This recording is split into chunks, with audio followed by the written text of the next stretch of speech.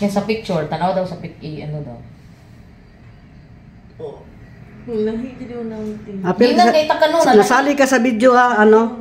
Magpaalam lang ko sa iyo ba? Bagay, okay raman kay gingnan ako itong giyagayan mo, aura ako ngayong ano. Ako itong giyagayan sila.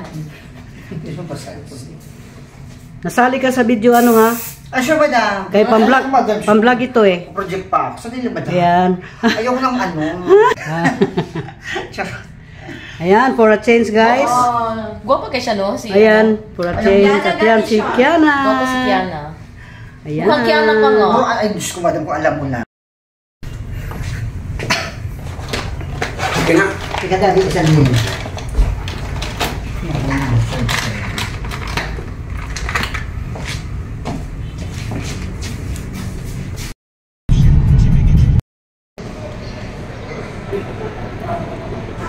So guys, nandito ako sa Manila Hotel. Hinintay kami sa King Doctor kasi nga may press call sila. Kanina lang yun. At medyo gumagutom na si kami. Nandito ako guys, dito na ako nakaupo sa kukuhan ko at naghihintay kung kailan si Mayan dadating.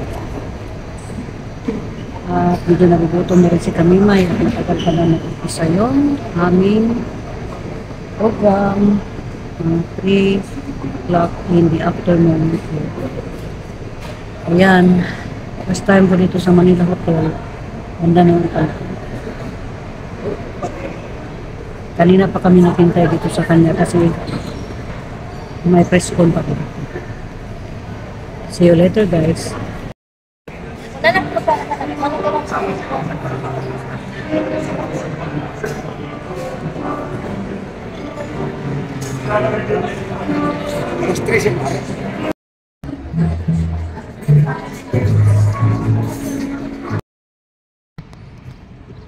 Hello, good morning guys.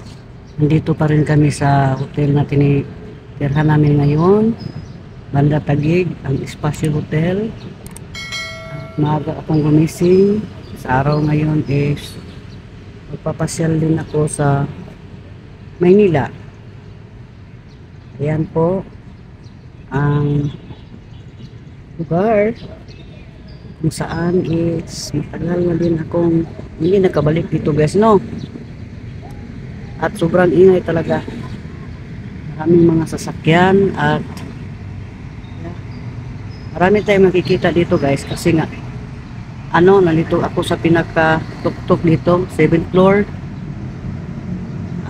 Magandang umaga sa inyong lahat dyan guys.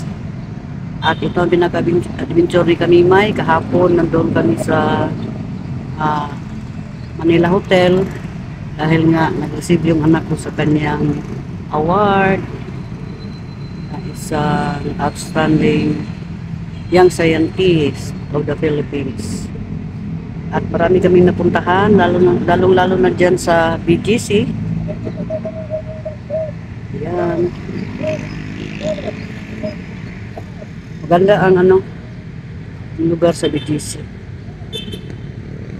So, thank you so much guys sa inyong walang sawang pagpapanood sa aking mga video.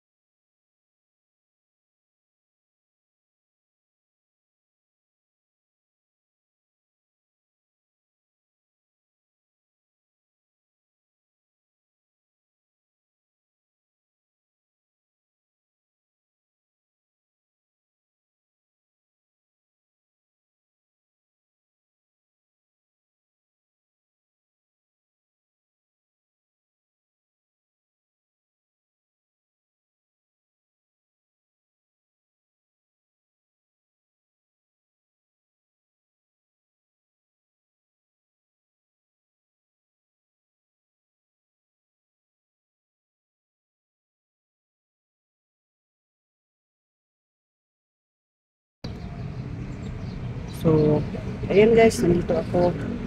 Ayan, hindi ko pa yan, yung buhok ko, hindi ko pa siya nagalaw. Kasi nga, sayang naman. Gusto ko itong mga ganitong kulot-kulot, no? kaiba talaga yung mukha ko doon guys, para akong naiba talaga yung mukha ko ng dahil dyan sa kilay na yan. At salamat ako sa Diyos guys dahil nga nagkaroon ako ng time na makapaglibot dito sa Manila. Matagal na panahon na hindi ako nakabisita dito, kasama ko yung pamilya ko. Nandito kami lahat guys, kasama din yung papa nila. Ayan. Pero ganun lang ang eksena. Ganun lang talaga ang eksena, no? Hindi tayo pwede na may mga boundary na talaga. At super ganda ng mga pictures namin guys. Grabing ganda. At maganda talaga ang experience ko. At medyo nasad na nga ako guys kasi sana sa araw na ito ngayon is makipag-meet sana kami dyan sa Elias GTV, pero wala hindi sila pala natuloy kasi nga hindi nagkaintindihan yung kanilang manager at saka yung kanyang tawag dito yung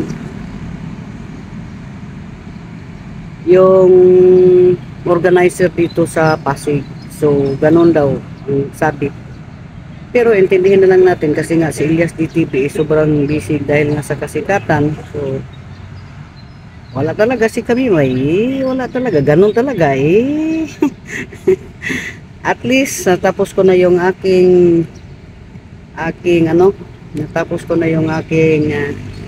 ginagawa dito. At masaya ako kasi nga hindi laging nandoon lang ako sa bahay, no. Kaya nga sabi ko sa anak ko, sana maglakad pang kami kung saan-saan, no? Diba maganda yung buhok ko guys? Sana ganyan talaga yung buhok ko guys, no? Pero hiram lang talaga ito guys, no? Hiram. Gustong gusto ko talaga yung ganito ang buhok ko na pa curly curly, diba? Gusto ko talaga yung ganyan. Pero ganun talaga, wala talaga si Kamimay. Straight talaga ang buhok ni Kamimay. Yan, thank you guys sa pag-watch niyo sa video ko at mag-ingat kayo lahat. Usahan niyo na nandito lang lagi si Kamimay na laging magawa ng mga video para sa inyo. Salamat talaga sa mga laging nandyan para sa akin. Masaya ng matanda dyan guys. Ayan, thank you so much at ingat lahat.